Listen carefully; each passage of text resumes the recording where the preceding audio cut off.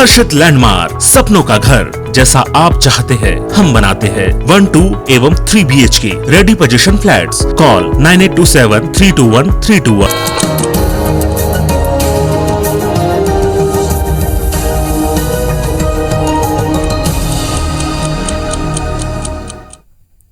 नमस्कार, सुप्रभात। आप देख रहे हैं IBC 24। मैं हूं आपके साथ राहुल सिन्हा। साथ की बड़ी बात में आपका स्वागत है। बुलेटिन में सबसे पहले बात करेंगे नवरात्रि पर्व की।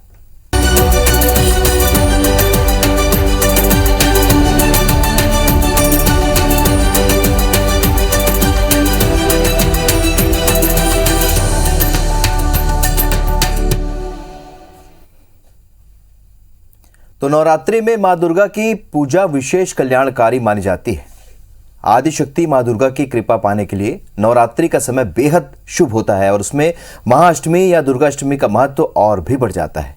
हर साल अश्विनी मास के शुक्ल पक्ष की अष्टमी तिथि को महाअष्टमी या दुर्गाष्टमी की पूजा की जाती है। इस दिन मां महागौरी की विधि पूर्वक पूजा की जाती है। देश भर में आज नवरात्र की अष्टमी मनाई जा रही है। इस दिन मां महागौरी के पूजन का विधान है। आज मंदिरों और पंडालों में हवन के साथ कई जगह पर आज कन्या पूजन और भोजन भी किया जाएगा। तो आज महाअष्टमी है और आज दुर्गा पंडालों में हवन पूजन किया जाएगा। इससे पहले कल मुख्यमंत्री भूपेश बघेल भी दुर्गा पंडाल पहुंचे यहां दर्शन के लिए माता के। उन्होंने दुर्गा पंडाल का दौरा किया और आज हवन का कार्यक्रम है। जगह जगह दुर्गा पंडालों में आज हवन पूजन किया जाएगा। भंडारे का भी आयोजन होगा। देश भर में आज महाअष्टमी का पर्व मनाया जा रहा है और सीएम भूपेश बघेल भी कल दुर्गा पंडाल में पहुंचे, यहां पर माता के दर्शन किए और प्रदेश की खुशहाली की कामना की।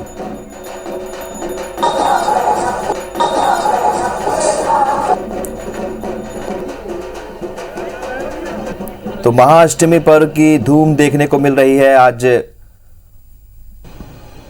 मां गौरी की पूजा की जाती है और आज जगह जगह हवन पूजन होगा, भंडारे का आयोजन होगा।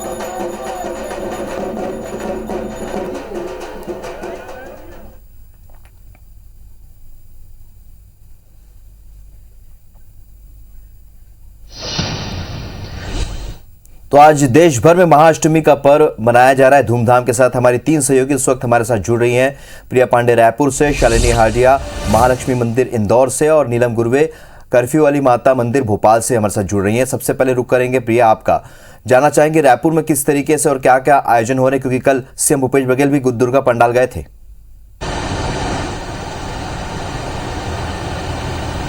बिल्कुल, आज नवरात्रि पर्व की तिथि के अनुसार अष्टमी है और आज मां महागौरी की पूजा की जाती है।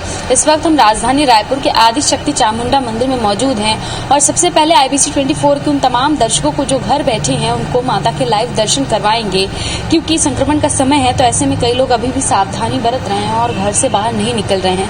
उन्हें रोजाना IBC 24 अपने चैनल के माध्यम से लाइव दर्शन अलग अलग मंदिरों को करवा रहा है और आज इसी क्रम में आदिशक्ति चामुंडा मंदिर दर्शन हम हमारे दर्शकों को करवाएंगे। मंदिर को लेकर क्या प्रसिद्धियां हैं और किस तरीके से आज अष्टमी के दिन पूजा की जाए, इन तमाम विषयों पर बात करेंगे।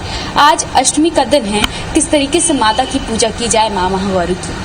आज अष्टम्याम तिथौ का महापर्व है। आज आपके रायपुर राजधानी में महागौरी के रूप में विराजमान हुई हैं, अवतरित हुई हैं। प्रातःकाल आज महानिशा पूजा हुआ है। 16 श्रृंगार का आयोजन किया गया है मां भगवती को सुसज्जित रूप से, जिसमें देवी को स्नान, चंदन, पुष्प, धूप, दीप, अगरबत्ती, नैवेद्य का पंचोपचार पूजन हुआ है, जिसके पश्चात अभी 7:30 बजे मां चामुंडा देवी की महाआरती का आयोजन रखा गया है, जिसमें आप समस्त भक्त यहाँ पर विराजमान रहेंगे। आज अष्टमी है, हवन भी होता है, कन्या पूजा भी की जाती है। घर पर जो लोग हैं वो किस तरीके से हवन करें, किस तरीके से कन्या पूजा करें आज के दिन? जी प्रिया, आज हवन का जो कार्यक्रम का आयोजन है, समस्त भक्तगण अपने निवास स्थान पर रहकर सोशल डिस्टेंस का पालन करते हुए एवं देवी की पंचोपचार पूजन कर हवन आदि मंत्र उच्चारण का तो अध्ययन है ही नहीं है भक्तों में, जो संस्कृत का उच्चारण करना। चलिए प्रिया, आपके पास लौटेंगे क्योंकि देश भर में महाअष्टमी की धूम देखने को मिल रही है। नीलम गुरवे हमारी सहयोगी भोपाल से हमारे साथ बने हुई है। नीलम, भोपाल में किस तरीके से आज महाअष्टमी का पर्व मनाया जा रहा है, क्या कुछ कार्यक्रम होंगे?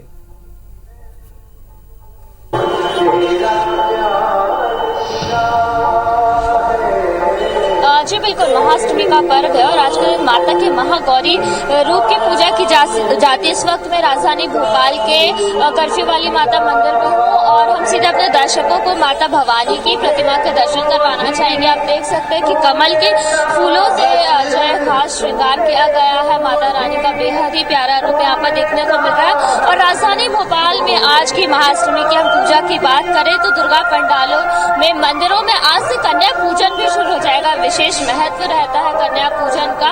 सुबह से ही भक्तगण जो है मंदिरों में पहुंचकर माता को जल अर्पण कर रहे हैं, फूल अर्पण कर रहे हैं, उनका श्रृंगार किया जा रहा है और कन्या पूजन भी जो है शुरू हो गया। इसके साथ ही साथ जो आज महाअष्टमी का त्योहार है बड़े ही धूमधाम से राजधानी मनाया जाता है। अलग ही धूम जो है दिन भर शहर में देखने को मिलती है। और आप देखिए, आप सुन सकते हैं कि जो बैकग्राउंड में जो माता रानी के भजन बज रहे हैं। सुबह से इसी तरीके के नजारे न केवल माता रानी के कर्फ्यू वाली माता मंदिर में देखने को मिल रहा है, बल्कि हर एक छोटे बड़े मंदिरों में इसी तरह के नजारे देखने को मिल रहे हैं कि मंदिर परिसर में भक्तगण पहुंचकर पूजन अर्चन कर रहे हैं।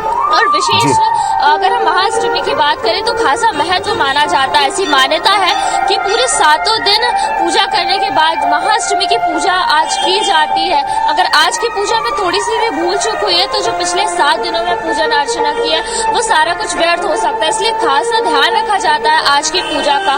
और इस बार के अगर हिंदू पंचांग के मुताबिक हम बात करें तो कल शाम से महाअष्टमी शुरू हुई है। आज रात्रि 8 बजे के आसपास तक महाअष्टमी चलेगी और उसके बाद महानवमी की तिथि जो है वो लग जाएगी। और संधि पूजा भी जो इस दौरान की जाती है उसका भी बहुत महत्व होता है। कहा जाता है कि संधि पूजा करने से जो है माता रानी विशेष आशीर्वाद देती। तो आप देख सकते हैं कि लगातार जो है भक्तगण यहाँ पर महाअष्टमी की पूजा करने के लिए, माता रानी के दर्शन करने के लिए पहुंच रहे हैं। चलिए, कुल मिलाकर एक बड़ा आयोजन यहाँ पर होने जा रहा है और जो हम अपने दर्शकों को दिखा रहे हैं कि सभी देवी मंदिरों में लगातार कार्यक्रम जारी है। महालक्ष्मी मंदिर में शालिनी हाइडिया इस वक्त मौजूद हैं। शालिनी, क्या कुछ आयोजन होंगे, क्या कुछ खास होगा आज?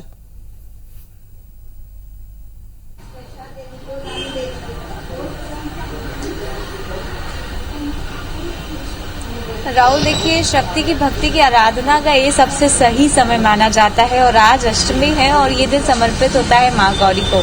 इस समय हम मौजूद हैं इंदौर के सुप्रसिद्ध महालक्ष्मी मंदिर में। सबसे पहले आपको दर्शन करा देते हैं माता रानी के। कितना अद्भुत श्रृंगार माता रानी का किया गया है और इसके साथ साथ पूरी जो फूल बंगला से इसकी सजावट है वो की गई है। बेहद ज्यादा खास माना जाता है ये 9 दिन और कहा जाता है कि हर भक्त अपनी मुरादें जो है अगर माँ के सामने सच्चे मन से रखता है तो वो पूरी होती है। और इसी की बानगी कहेंगे कि हर मंदिर में ऐसे ही भक्तों का जो तांता है वो लगा रहता है। और विशेष महत्व आज का इसलिए बढ़ जाता है क्योंकि आज अष्टमी है और इस दिन कन्या पूजन के साथ साथ हवन करने का विशेष महत्व होता है। अभिषेक भी लगातार मंदिरों में चल रहा है और इसके साथ हर एक माता रानी को प्रसन्न करने की जो कोशिश है वो की जा रही है। महागौरी के लिए कहा जाता है कि ये सुख, समृद्धि, सौभाग्य की देवी है और ये भी मान्यता है कि अगर सच्चे मन से कोई युवती अगर माता रानी से प्रार्थना करे तो उसकी मनोकामनाएं पूरी होती है और उसका मनपसंद वर जो है वो मिलता है। और महागौरी ने भी शिव की आराधना के बाद कठिन तप के बाद शिव को पाया था। तो इसी तरह की जो मान्यता है वो प्रचलित है और आप देख सकते हैं कि मंदिर में किस तरह का रौनक है। माता रानी के दरबार में हर कोई पहुंच रहा है, माथा टेक रहा है, आशीर्वाद ले रहा है और बेहद ही भक्तिमय माहौल जो है वो इस समय देखने को मिल रहा है। महाअष्टमी पर काफी खास माना जाता है, कन्या भोज का विशेष महत्व होता है। इसीलिए जितने भी भक्त हैं वो माता रानी के दर्शन करके घर घर में महायज्ञ यज्ञ तो कराएंगे, साथ ही साथ महाअष्टमी पर कन्या भोज कराएंगे और उसके बाद माता रानी का आशीर्वाद लेंगे, क्योंकि कहा जाता है कि अगर कन्या भोज से सभी सुखों की प्राप्ति होती है और किया हुआ जो व्रत है उसको एक सफलता मिलती है। इसीलिए बेहद ज्यादा उत्साह, भक्तिमय माहौल इंदौर के हर एक मंदिर में देखने को मिल रहा है और भक्त बड़ी संख्या में जो प्रसादी बनाई है माता रानी को वो चढ़ाने के लिए भी मंदिर में पहुंच रहे हैं और उसके बाद घर में जाके जो कन्या भोज है उसका आयोजन भी करेंगे राहुल। और ऐसे ही भक्तिमय माहौल देख सकते हैं कि बड़ी संख्या में भक्त जो है वो माता रानी के दरबार में माथा टेकने पहुंचे। चलिए, तो देश भर में आज महाअष्टमी की धूम देखने को लिए महागौरी की पूजा आज की जाएगी और विशेष आयोजन भी किए जाएंगे। आप तीनों का हमारे साथ जुड़ने के लिए बहुत बहुत शुक्रिया। बढ़ते आगे, मुख्यमंत्री भूपेश बघेल रायपुर में अलग अलग जगहों पर स्थापित दुर्गा पंडालों का दौरा करने के लिए पहुंचे। इस दौरान मुख्यमंत्री के साथ शहर कांग्रेस के जिलाध्यक्ष गिरीश दुबे, विधायक विकास उपाध्याय, कुलदीप जुनेजा समेत कांग्रेस के कई कार्यकर्ता मौजूद रहे। मुख्यमंत्री बांसटाल, रामनगर और खारून विहार के दुर्गा पंडाल पहुंचे और सभी जगह मां दुर्गा की आरती की और प्रदेश के लोगों के स्वास्थ्य और समृद्धि के लिए प्रार्थना की। मां दुर्गा की आरती के बाद मुख्यमंत्री ने स्थानीय लोगों से बातचीत भी की और सांस्कृतिक प्रस्तुति का अवलोकन किया।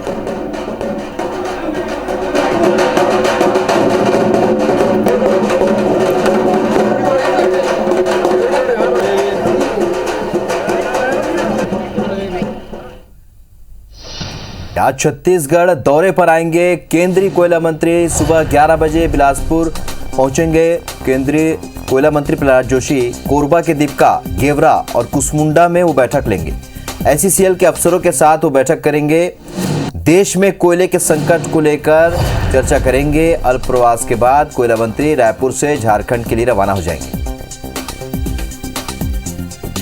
तो आपको बता दें कि देश में कोयले के संकट के बीच आज केंद्रीय कोयला मंत्री प्रहलाद जोशी का छत्तीसगढ़ दौरा है। बिलासपुर जाएंगे वो 11 बजे। उसके बाद कोरबा के दीपका, गेवरा और कुसमुंडा में वो बैठक लेंगे। एसईसीएल के अफसरों के साथ वो चर्चा करेंगे कोयला संकट को लेकर। अल्प प्रवास के बाद वो रायपुर से झारखंड के लिए रवाना हो जाएंगे।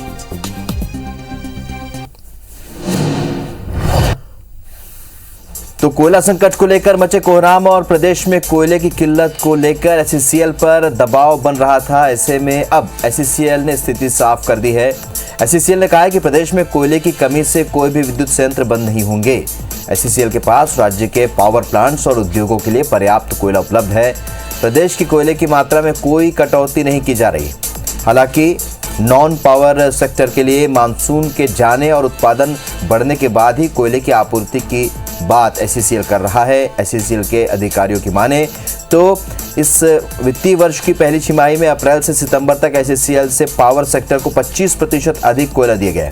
ऐसे में यहाँ शहरी और ग्रामीण क्षेत्र में बिजली आपूर्ति के लिए आवश्यक कोयले की आपूर्ति की मात्रा को लेकर समस्या नहीं है। बिजली इकाइयों द्वारा लगातार जो कोयले की मांग की जा रही है उसके परिपालन में, उसकी आपूर्ति के लिए एसईसीएल निरंतर प्रयास कर रही है। एसईसीएल जो है छत्तीसगढ़ राज्य में जो आवश्यक है कोयले की मात्रा उसको आपूर्ति करने के लिए प्रतिबद्ध है। तो देश में कोयला संकट के बीच सीईए यानी कि सेंट्रल इलेक्ट्रिसिटी अथॉरिटी ने अपनी ताज़ा रिपोर्ट जारी की है।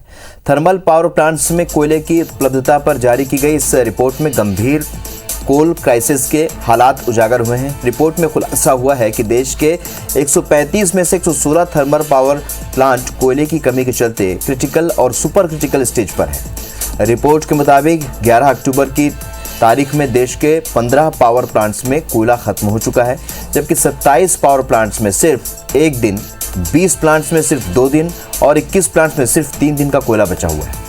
रिपोर्ट में राज्यवार दिए गए आंकड़ों के मुताबिक मध्य प्रदेश के 2 और छत्तीसगढ़ के 4 थर्मल पावर प्लांट्स को छोड़कर सभी प्लांट कोयले की कमी से क्रिटिकल और सुपर क्रिटिकल स्टेज पर है। रिपोर्ट बता रही है कि मध्य प्रदेश, छत्तीसगढ़ सहित पूरे देश में कोयले का संकट चल रहा है।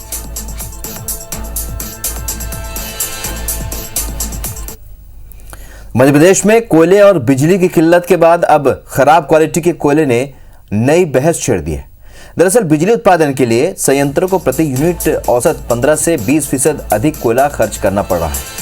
चौंकाने वाली बात यह है कि सारणी संयंत्र में प्रति यूनिट खर्च होने वाले कोयले की मात्रा में कोई अंतर नहीं आया, जबकि सभी संयंत्रों में कोयला निर्धारित खदानों से ही आता है। प्रदेश के चारों बिजली संयंत्रों में छत्तीसगढ़ के कोरबा और मध्य प्रदेश के शहडोल की खदानों से कोयला आता है, जिसे लेकर ऊर्जा मंत्री अब उन संयंत्रों का निरीक्षण करने जा रहे हैं। बिजली कंपनी से जुड़े सूत्र बताते हैं कि वर्तमान में दोनों जगह से कम गुणवत्ता का कोयला संयंत्रों में पहुंच रहा है। इस कारण प्रति यूनिट खर्च होने वाली कोयले की मात्रा बढ़ गई है। इससे बिजली कंपनियों को दोहरा नुकसान हो रहा है। इस मामले को लेकर कांग्रेस ने भी मुद्दा बना लिया है। कांग्रेस का कहना है कि अगर घटिया क्वालिटी का कोयला दिया जा रहा है तो मोदी सरकार के कोयला मंत्री की नाकामी है। आज आपके माध्यम से एकाध और माध्यमों से ये मेरे संज्ञान में आया है, इसकी मैं जांच करा रहा हूं। कह रहे हैं कि कोयला की घटिया क्वालिटी है, तो उस संबंध में मेरे संज्ञान में जो बात आई है जांच करा लूं, उसके बाद ही कोई निर्णय होगा। आज बेहताशा बिजली की वृद्धि हो रही है, लोगों को लाइट पर्याप्त नहीं मिल पा रही और ये बहानेबाजी बना के लोगों का ध्यान डाइवर्ट करना चाहते हैं। आज बिजली संकट पूरे मध्य प्रदेश में बिजली संकट है, कोयला की कमी के कारण हो या जो घटिया कोयले का जो आरोप लगा रहे हैं, ये तो मोदी जी पे आरोप है सीधा सीधा। और अब रुक करेंगे रायपुर से मिल रही एक बड़ी खबर का। कांग्रेस प्रदेश प्रभारी पीएल पुनिया आज रायपुर आएंगे, तो सचिव सप्तगिरी शंकर उल्का और चंदन यादव भी आज रायपुर पहुंचेंगे। एआईसीसी के छत्तीसगढ़ प्रभारी सचिव हैं उल्का और प्रदेश कार्यकारिणी की बैठक में वो शामिल होंगे। कल प्रदेश कार्यकारिणी की बैठक होगी। सीएम भूपेश बघेल और पीसीसी अध्यक्ष भी इसमें मौजूद रहेंगे। बड़ी खबर आपको बता रहे रायपुर से, जहां पर कांग्रेस के प्रदेश प्रभारी पीएल पुनिया आज रायपुर पहुंच रहे हैं। सचिव सप्तगिरी शंकर उल्का और चंदन यादव भी आज रायपुर आ रहे हैं। एआईसीसी के छत्तीसगढ़ प्रभारी सचिव हैं उल्का। प्रदेश कार्यकारिणी की बैठक में वो शामिल होंगे। कल प्रदेश कार्यकारिणी की बैठक होगी। सीएम भूपेश बघेल और पीसीसी अध्यक्ष भी इस बैठक में मौजूद रहेंगे।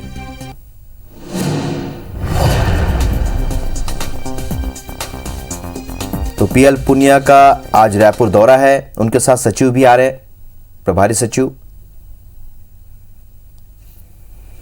इस बीच देवास से भी एक बड़ी खबर। जिले के हाट पिपलिया में चलती कार में आग लग गई। कार का इंजन गर्म होने के कारण ये आग लगी। कार में बच्चों सहित पूरा परिवार बैठा हुआ था। कार सवार सभी लोग सुरक्षित हैं। फायर ब्रिगेड ने आग पर काबू पा लिया है। तस्वीर आप देख रहे हैं किस तरीके से देवास में हाट पिपलिया में चलती कार में आग लग गई। कार का इंजन गर्म होने की वजह से ये आग लगी। कार में बच्चों सहित पूरा परिवार बैठा हुआ था, लेकिन कार सवार सभी लोग सुरक्षित हैं। फायर ब्रिगेड ने आग पर काबू पा लिया है।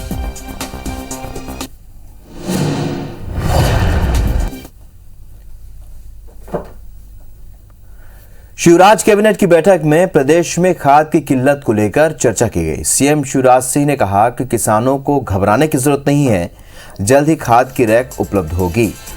शिवराज कैबिनेट ने फैसला लिया है कि पूर्व प्रधानमंत्री अटल बिहारी वाजपेयी के नाम पर ग्वालियर में अटल बिहारी वाजपेयी न्यास बनाया जाएगा। इस न्यास में अटल जी की प्रतिमा स्थापित की जाएगी।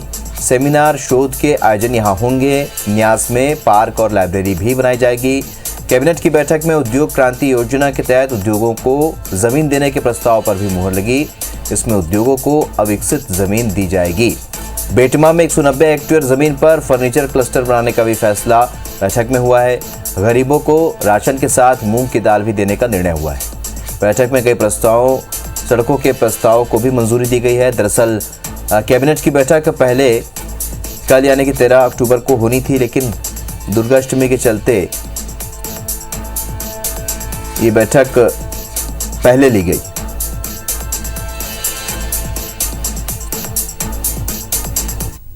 ये बहुत महत्वपूर्ण प्रस्ताव था। इसमें हमारी सड़क की जो चौड़ाई 5.5 मीटर थी, उसके स्थान पर अब 2 लेन 7 मीटर की चौड़ाई के प्रस्ताव अब लाए जाएंगे। ऐसी अनेक सड़कें हैं। 41 अन्य सड़क परियोजनाओं को एडीबी से पृथक कर अन्य योजनाओं की भी स्वीकृति आज दी गई है।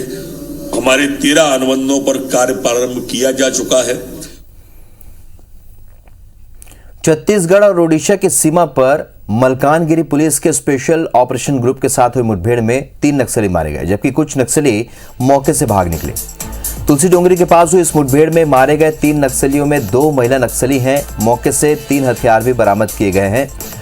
आंध्र प्रदेश और ओडिशा बॉर्डर पर सक्रिय नक्सलियों के 20 सदस्यीय गुट पर छत्तीसगढ़ और ओडिशा पुलिस की नजर पिछले 12 दिनों से थी और बस्तर रेंज के आईजी सुंदरराज पी ने घटना की पुष्टि करते हुए कहा कि मारे गए नक्सली ओडिशा क्षेत्र में सक्रिय मलकानगिरी एरिया कमेटी के हो सकते हैं।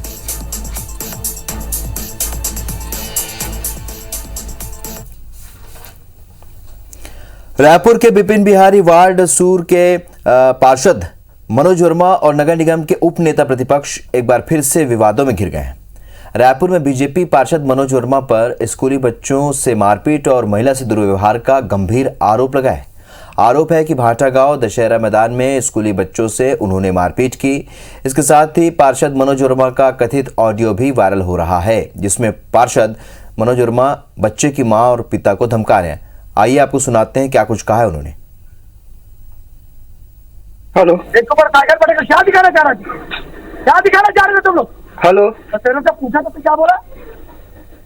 अकड़ के बात कर रहे? तेरे बाप के भी हिम्मत नहीं हो कि मनोज वर्मा से बात करने का। सुन ले रहे, नाम पूछना जहाँ रहता वहाँ बाप दादा सब बताएंगे। जिस स्कूल में पढ़ता ना वहाँ के सर लोग से पूछना। फोन में सुनो, आपको जो बात करना है अपने बच्चों को लेकर के मेरे पास आना, फिर बात करना। नहीं, एक बात बताइए। फोन में रखो, फोन रखो यहाँ पे। फोन रखो मैं क्यों? अपने फोन को मेरे बच्चे को। और फोन मेरे रावण भाटा में दिखेगा ना तो टांग तोड़ दूंगा। ठीक है, ऐसे सुधारा जाता है? इधर रावण भाटा में दिखेगा ना तो टांग तोड़ दूंगा। सुन ले रहा ना, ज्यादा बात नहीं कर रहे तू। क्यों टांग तोड़ दोगे? ऐसा क्या अपराध किया उसने? अपराध बताना मेरे बच्चे का। वो मेरे को जो लगा ना, मेरे को अच्छा किया, उसको तू दोबारा देखने नहीं बोला। रावण भाटा में सुन ले रहे। लग गया आपके बच्चे को भी ऐसे किसी को भी कुछ लगेगा।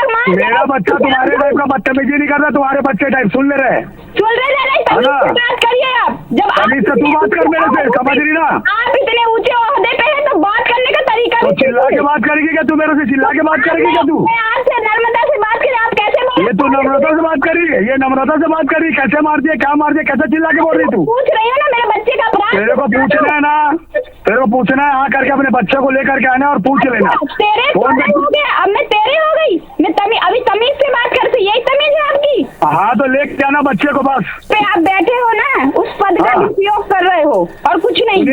ऐसे बदतमीज बच्चे लोग सुधारना मेरे को अच्छे से आता है। सुन ले रहा हूँ। ऐसा किया है, मेरे बच्चे को इतना मारा है। आप 2 झापड़ मारते मुझे मंजूर था, लेकिन इस दिन बेदर्दी से उसको बांस टूटते हुए मारा है ना? पहले सुधारो पहले अपने बच्चों को, है ना? तो क्या करते आप बताओ? आपके घर में लोग क्या करते? तो आपने एक कथित ऑडियो सुना है और पार्षद पर गंभीर आरोप लगे हैं और इस आरोप प्रत्यारोप के बीच सियासत भी शुरू हो चुकी है।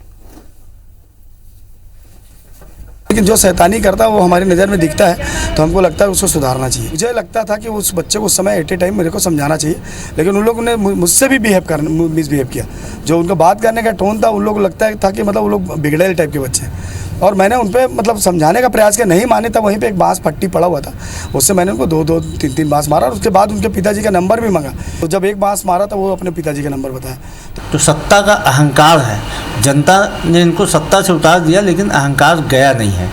भारतीय जनता पार्टी के नेता लगातार इस प्रकार की गलत हरकत, लगातार जनता के साथ अपमानजनक व्यवहार, धमकी चमकी की बातें कर रहे हैं। मैं परिवार से अपील करूंगा कि वह थाने में जाकर रिपोर्ट दर्ज कराएं। छत्तीसगढ़ में भूपेश बघेल का राज है। भूपेश बघेल जी यदि गलत होने पर अपने पिता के खिलाफ भी FIR दर्ज करवा सकते हैं, तो फिर ये सब किस खेत की मूली है? बिल्कुल कानून अपना काम करेगा। तो इस बुलेटिन में फिलहाल इतना ही। आगे देखेंगे छत्तीसगढ़ी बुलेटिन मेरे साथ। नमस्कार।